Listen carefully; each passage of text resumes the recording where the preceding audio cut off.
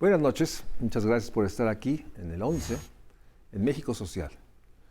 Una de nuestras realidades, yo diría realidades no solo individuales, sociales, es que siempre estamos, digamos, atentos en riesgo de desastres.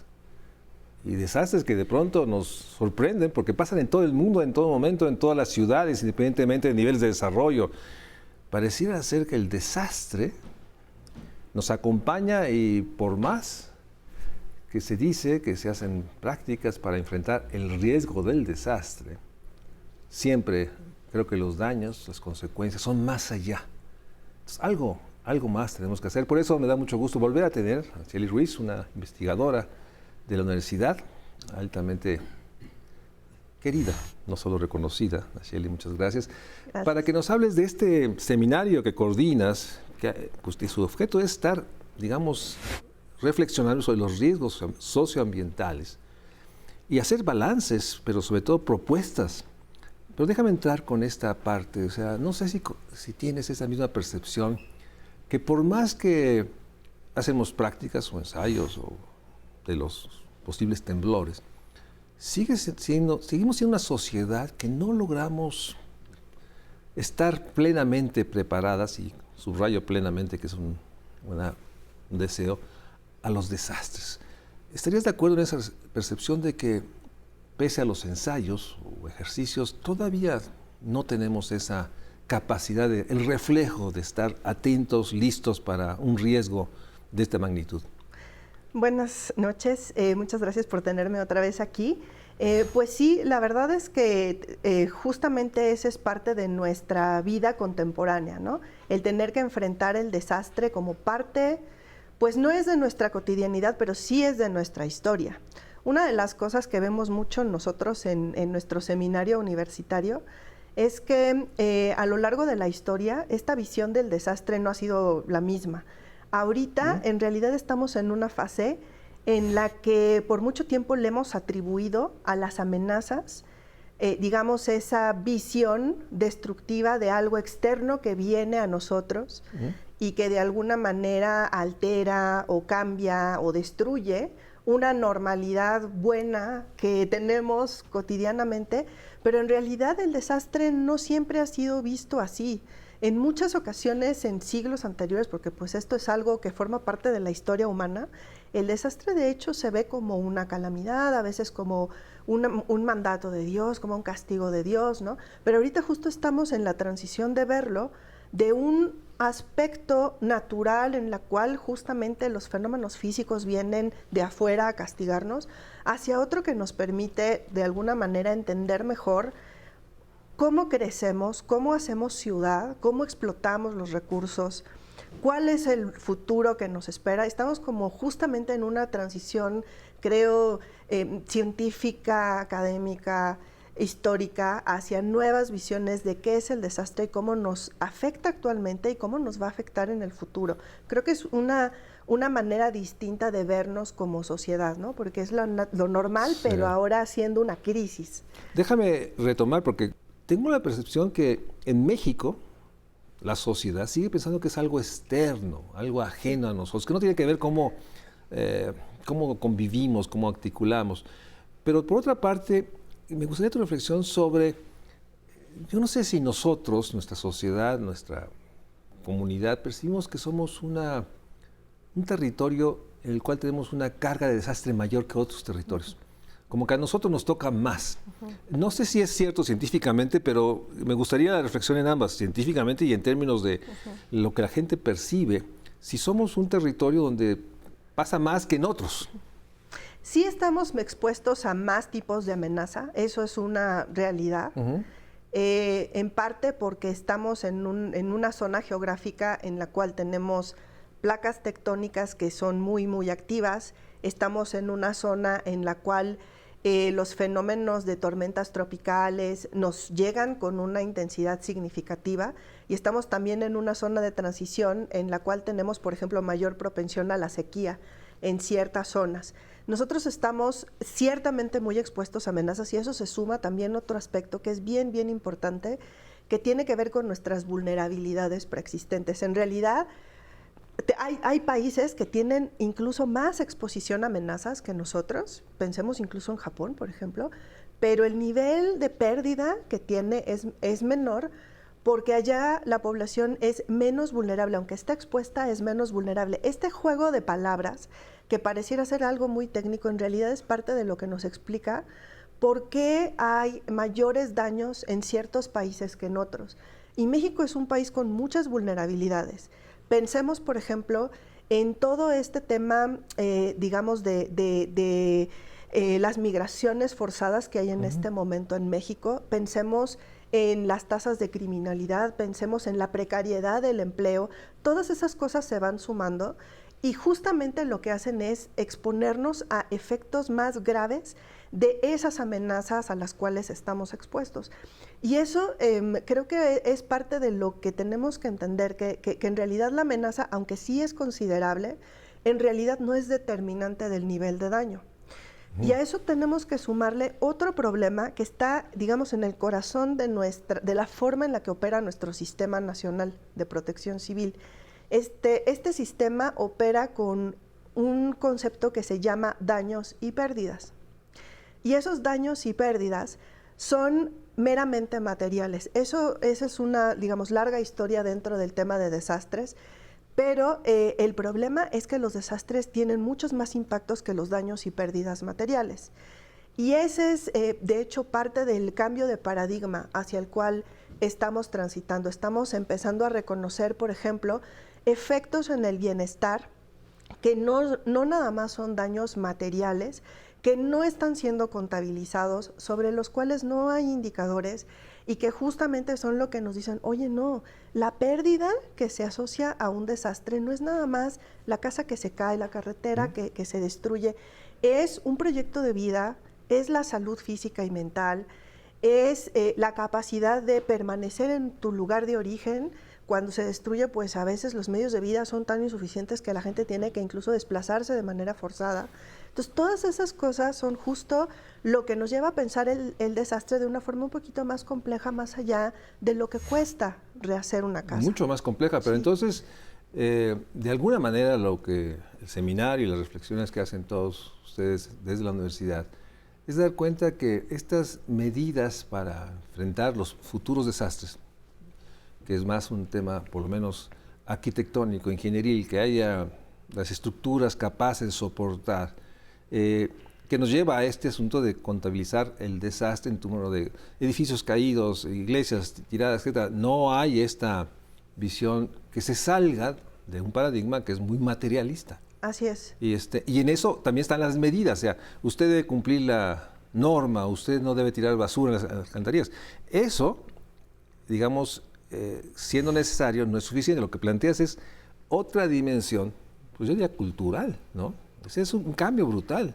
Sí, es un cambio que tiene que ver con cómo se conceptualizan los desastres, pero también, sobre todo, pensarle el desastre no en el momento de la emergencia, sino todos los años que pasan antes, que nos llevan a ese momento crítico, y luego todo lo que pasa después. Porque en realidad se habla mucho de la protección civil, pero la protección civil en México en realidad no es un tema que esté descuidado. O sea, la protección civil, aunque a nivel local hay muchas áreas de oportunidad, en realidad eso ya forma parte incluso de nuestra vida cotidiana. Todo mundo sabe qué hace un área de protección civil, por ejemplo, pero nadie piensa el problema en términos de gestión integral del riesgo y nadie lo piensa en términos de recuperación.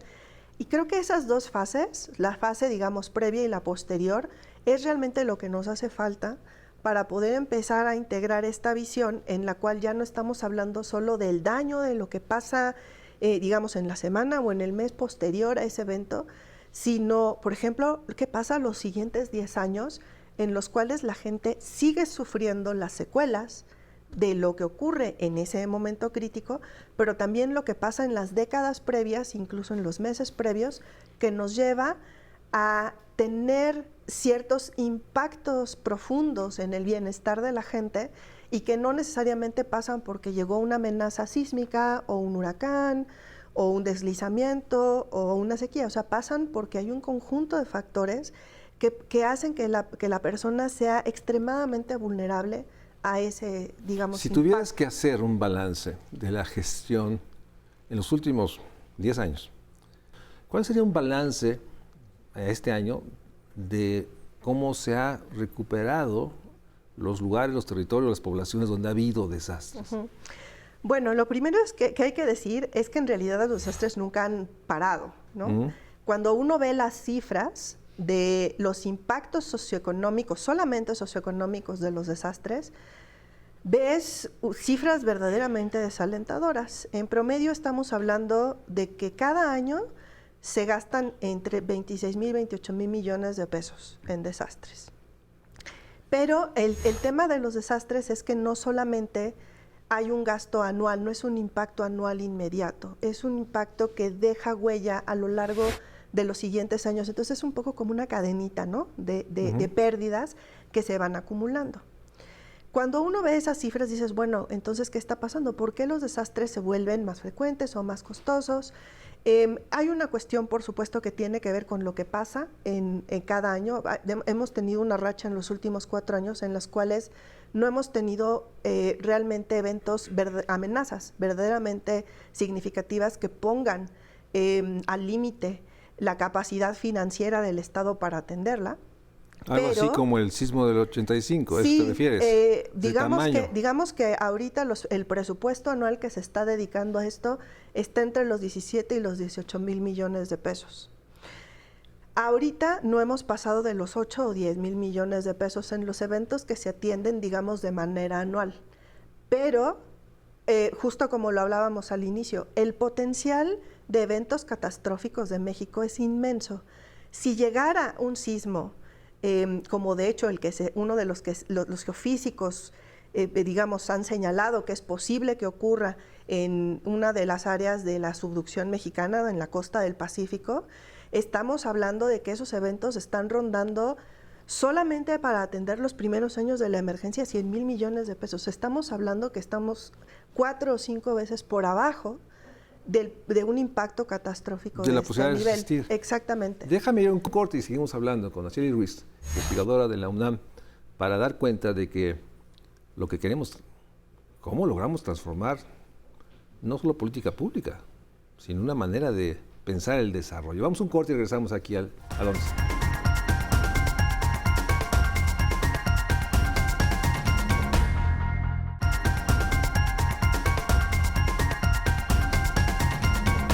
Gracias por seguir con nosotros. Estamos aquí en el 11 hablando de los desastres. Y déjame decírtelo porque algunas economistas que yo convivo mucho con ellos me hablan de un desastre presupuestal.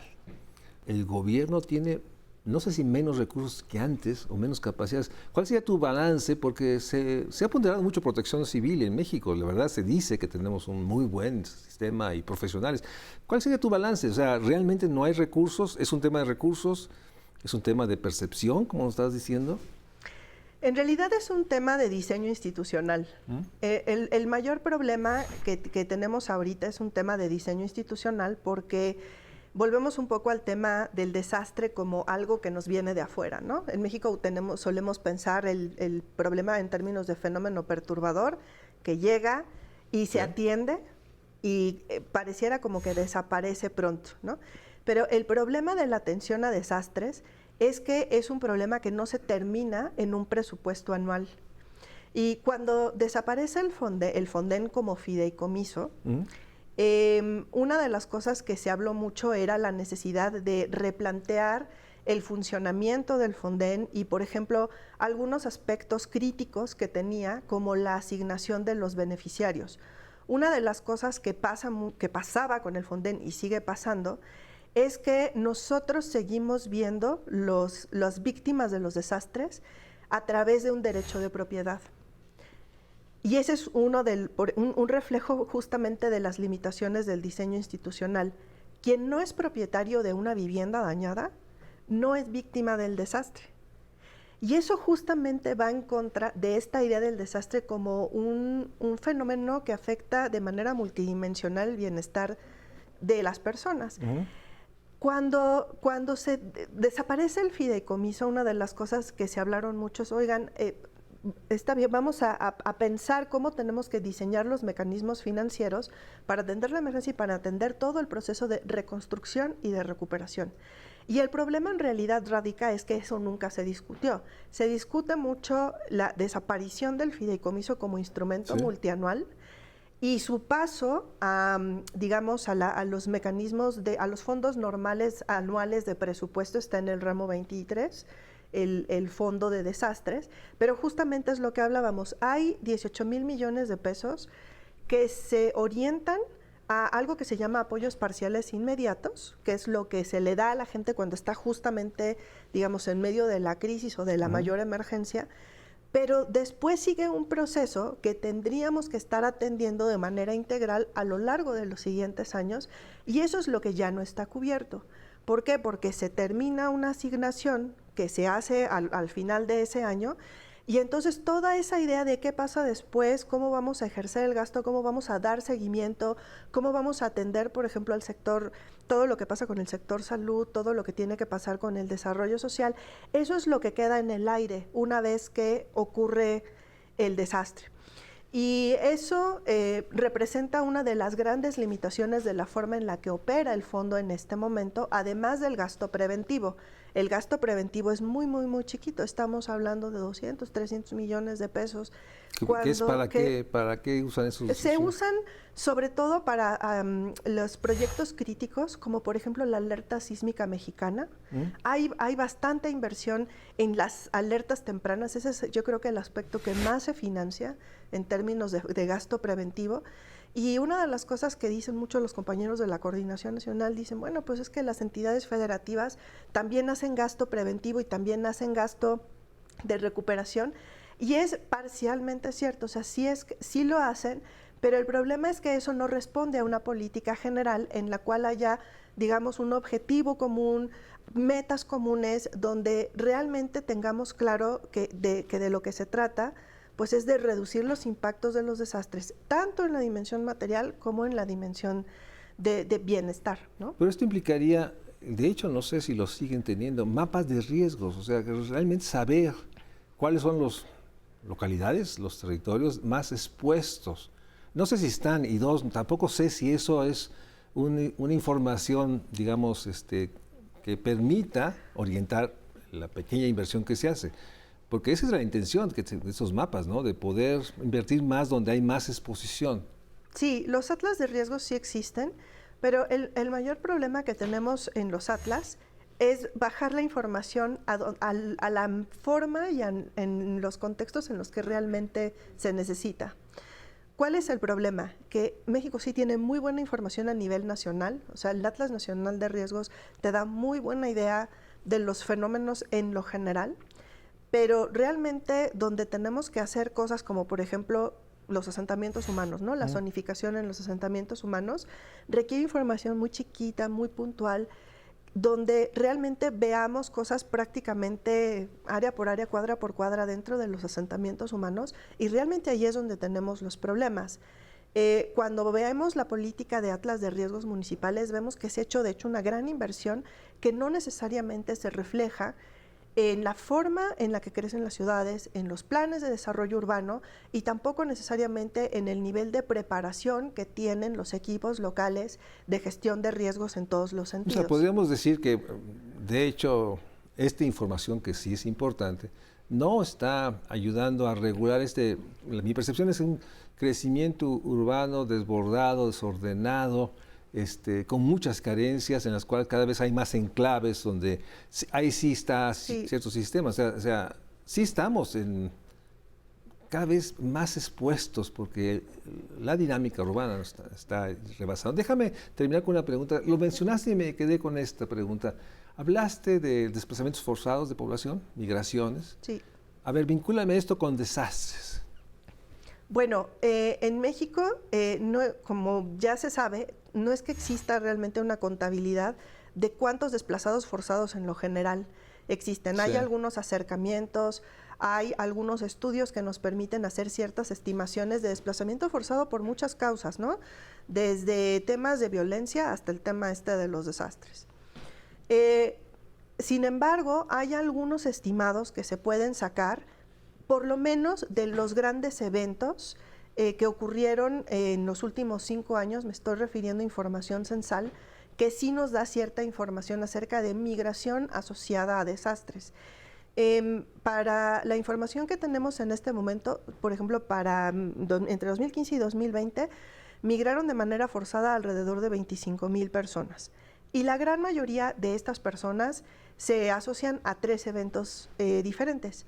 Los sismos de 2017, los 2 sismos, el del 7 de septiembre y el del 19 de septiembre, y un tornado que pasó en el norte del país en 2015.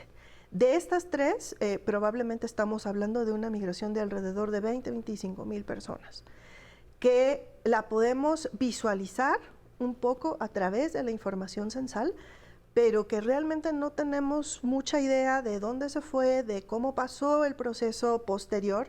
Y digo, para las cifras que tiene México de desplazamiento forzado, que tenemos unas cifras realmente catastróficas, a lo mejor no suena mucho, pero pensemos que este es un sufrimiento absolutamente evitable.